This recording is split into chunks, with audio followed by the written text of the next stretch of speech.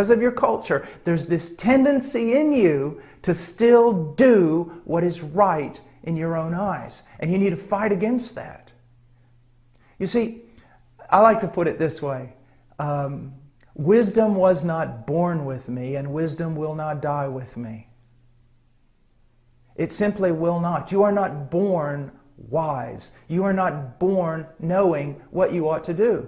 And even though after your heart has been regenerated and you've been taught of God, it's not that just at that moment when you were born again you were filled with all knowledge. It is a process. It is a thing that you need to obtain.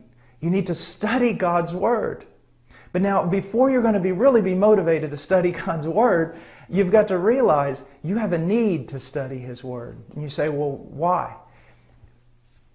If you are convinced that you don't know what you're doing, if you will humble yourself and admit, I do not know what I am doing, then you will be more motivated, more greatly motivated to go to God's Word.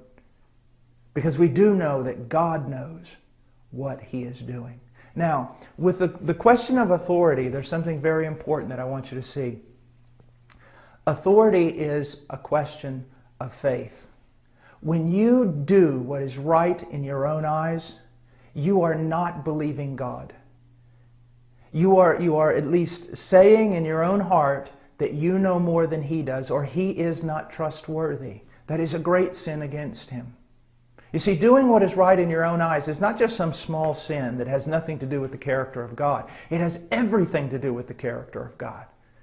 The more you're trusting in self, the more you're saying, I'm not going to trust God. I can do this on my own, or even worse, God is wrong in what He is saying. Listen, young person, I don't want to offend you, but you need to know something. You're not near as smart as you think you are. You're not. And as you grow older, you're going to see that. But you're going to see that because of all the scars in your life, because you would not listen. Don't be that way. Don't be as a mule who has to have a bit put in his mouth. Don't be as a person, a fool, who has to be beaten and beaten and beaten before they will discover what is right. Trust God.